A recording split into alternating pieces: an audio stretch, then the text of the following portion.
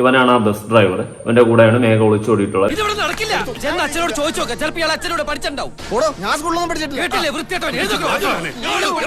എന്നാലും ഒരു കണ്ണാപ്പിയുടെ കൂടാണ് പോയതെന്നാണ് അറിഞ്ഞത്. അതുപോലെ തന്നെ അത് മാത്രമല്ല, അവൻ ഈ സ്ത്രീ വിഷയത്തിലൊക്കെ ഭയങ്കര താല്പര്യം കാണിക്കുന്ന ഒരുത്തനാണെന്നും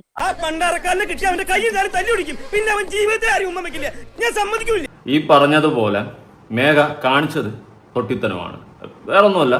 ഒളിച്ചോടു അല്ലെങ്കിൽ ഒളിച്ചോടണം എന്നുള്ളൊരു പ്രോസസ്സിലോട്ട് പോയതിൽ എനിക്കൊരു യോജിപ്പുമില്ല.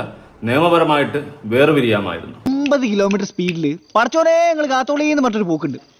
ആ പോക്ക് കണ്ട ഏത് പെണ്ണിനും പ്രേമം തോന്നി പോവും മോനെ.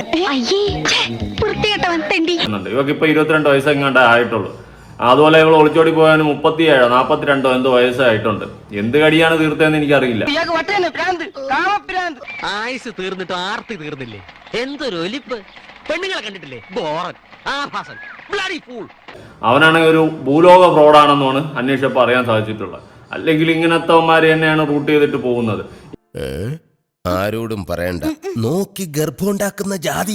എന്റെ ആറ്റുകാൽ ഭാസ്കര, അങ്ങനെ ഒരു ദൈവം ഇല്ല. ഇത്തരം സന്ദർഭങ്ങളിൽ ഇല്ലാത്ത ദൈവത്തെ വരെ വിളിച്ചു പോകും. പുള്ളിക്കാരന് പോലും അറിയാൻ പാടില്ല എന്തിനാണ് അവള് പുള്ളിനെ ഇട്ടിട്ട് പോയെന്നുള്ളൊരു കാര്യം. ഓക്കെ, അത്യാവശ്യം നല്ല ഫാമിലിയിലുള്ളൊരു കൊച്ചായിരുന്നു. പുള്ളിക്കാരിൻ്റെ അമ്മ ടീച്ചറും അച്ഛൻ അഡ്വക്കേറ്റും ഒക്കെ ആയിരുന്നു. ചെന്നിട്ട് എല്ലിനുള്ള കയറിയപ്പോ തളനും തന്തനും പറഞ്ഞ് തെമ്മാടത്തരം കാണിച്ചിട്ട് അവരുടെ അവസ്ഥ.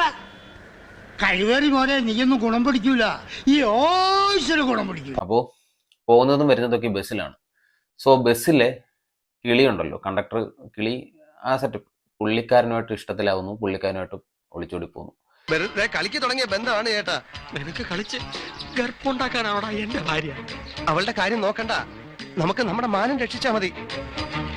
അപ്പൊ എനിക്ക് മാനമില്ലടാ ദുഷ്ട. ഇവനൊക്കെ എന്ത് ചെയ്യണമെന്നറിയാവോ? വെടി വെച്ച് കൊല്ലണം. മാത്തച്ഛൻ എന്ത് പറയുന്നു? അതാ ചെയ്യണ്ട.